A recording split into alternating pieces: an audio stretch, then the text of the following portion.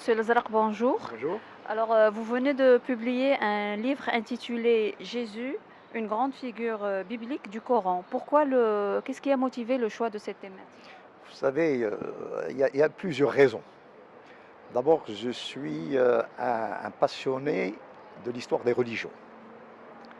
La deuxième raison, c'est que je lis de façon assidue le Coran et j'ai été impressionné par le nombre de références du Coran à Jésus. C'est-à-dire qu'il est cité 35 fois dans le Coran, aussi bien en tant que Isa ou en tant que Messie. Alors, ce qui fait que lorsque j'ai fait des comparaisons avec ce que dit le Coran et avec ce que disent les évangiles, je suis arrivé à la conclusion qu'il y a une grande place qui est réservée à Jésus dans le Coran et également à sa mère, Marie. Nous avons une sourate qui s'appelle Myriam. Et ce qui est extraordinaire, c'est que la mère de Jésus, Marie, est citée beaucoup plus dans le Coran que dans le Nouveau Testament, ce qui est formidable.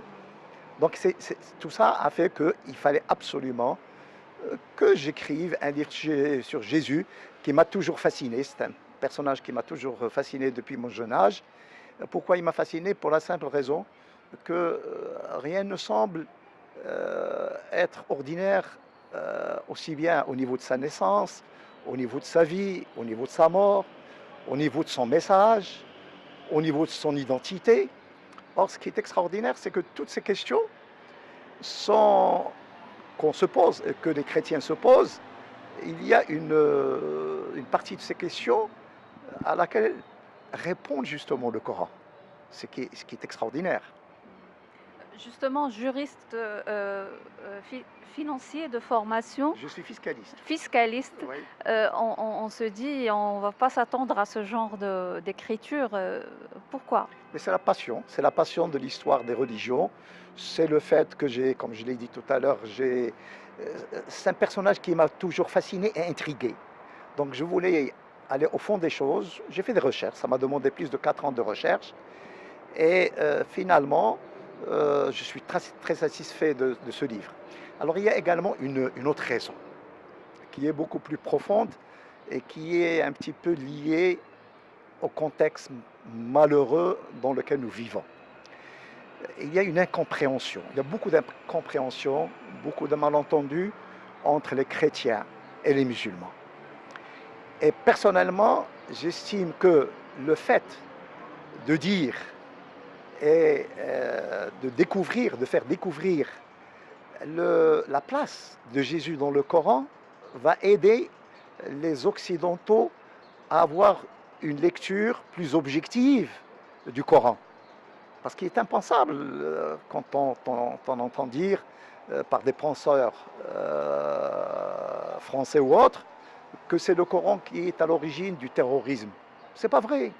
Le Coran, comme les messages de Jésus, sont des messages de paix, de sécurité, du partage, du respect de l'autre, etc.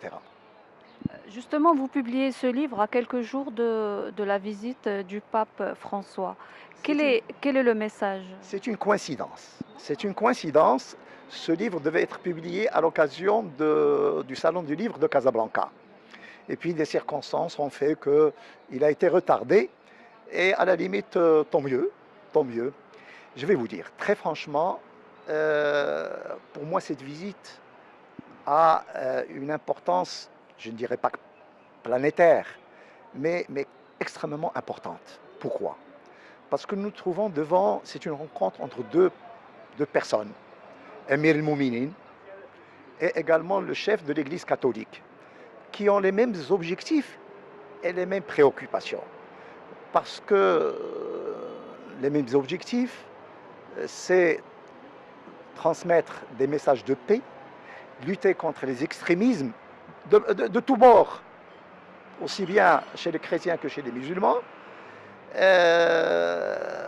alléger un petit peu la souffrance des immigrés. Donc, si vous voulez, c'est quand même, moi j'ai vu la vidéo qui a été transmise par le pape au peuple marocain, et j'ai beaucoup d'admiration pour ce pape et pour son humanisme, et puis par le fait qu'il veut absolument instaurer et faire développer et faire avancer le dialogue interreligieux. C'est justement ces messages-là qu'on retrouve aussi dans votre livre finalement. Parfaitement, parfaitement. Vous savez, ce livre, par ce livre, je ne cherche ni l'argent ni la notoriété, mais je cherche une contribution. Ce livre se présente comme une contribution à la tolérance. Vous savez, à mon âge, il arrive un moment où il faut faire quelque chose. Et pour moi, ce quelque chose, c'est ce livre pour essayer disons, d'aider, de contribuer, selon mes possibilités, à instaurer un dialogue et de tolérance entre les deux communautés, la communauté chrétienne et la communauté musulmane.